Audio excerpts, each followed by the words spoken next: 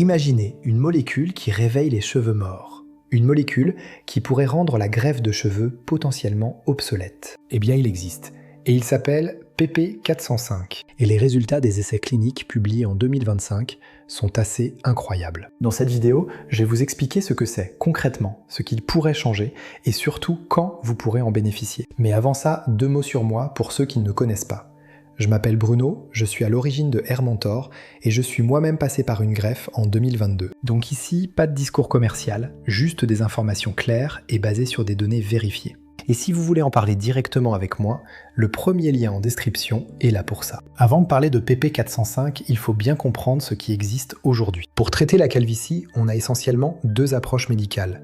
Le minoxidil, qui améliore la circulation sanguine autour des follicules, et le finastéride, qui bloque l'hormone responsable de la chute, la DHT. Ces 2 traitements aident à ralentir, voire stabiliser la chute. Mais ils ne réveillent pas les cheveux qui ont déjà disparu. Et c'est là que PP405 change la donne. Ce composé, développé par l'entreprise Pelage en partenariat avec l'université UCLA en Californie, ne fonctionne pas du tout comme les traitements actuels. Au lieu de bloquer la DHT comme le finastéride, il s'attaque directement aux cellules souches dormantes dans vos follicules miniaturisés. En clair, sur les zones où vous avez perdu vos cheveux, les follicules ne sont pas totalement morts, ils sont en dormance.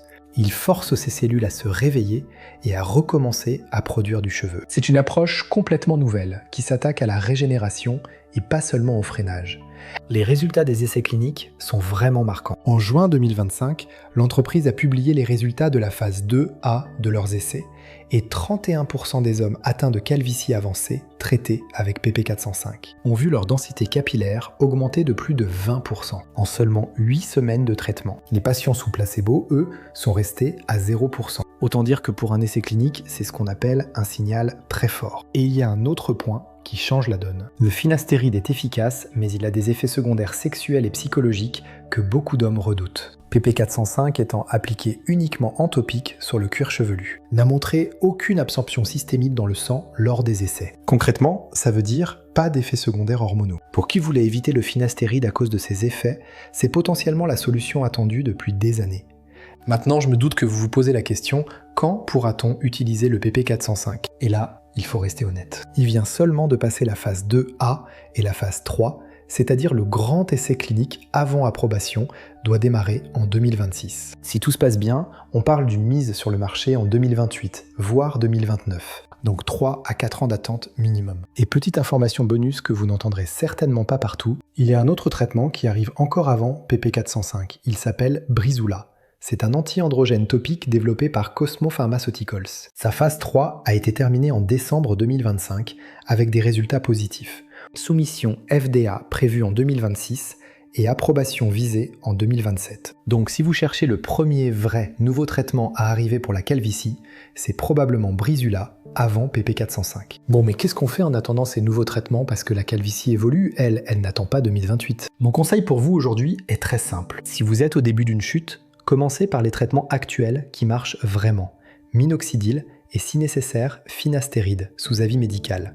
Ça stabilisera votre situation pendant que vous attendez les nouveautés. Le PP405, quand il arrivera, ne créera pas de nouveaux follicules là où il n'y en a plus du tout. Donc pour les calvities avancées, la greffe reste pertinente. Pour conclure, on vit une période vraiment intéressante dans la recherche sur la calvitie. D'ici 5 ans, le paysage va profondément changer. Mais en attendant, la question reste la même. Où en êtes-vous, vous, personnellement, et quelles sont les meilleures options pour votre situation actuelle ? Et si vous voulez faire le point sur votre cas en toute transparence et sans la moindre pression, le premier lien en description vous donne accès à un diagnostic gratuit sur hair-mentor.com. 4 minutes et c'est moi qui vous réponds personnellement sous 24 heures. Et si cette vidéo vous a été utile, abonnez-vous pour les prochaines vidéos sur les avancées scientifiques en capillaire. Je vous dis à très vite.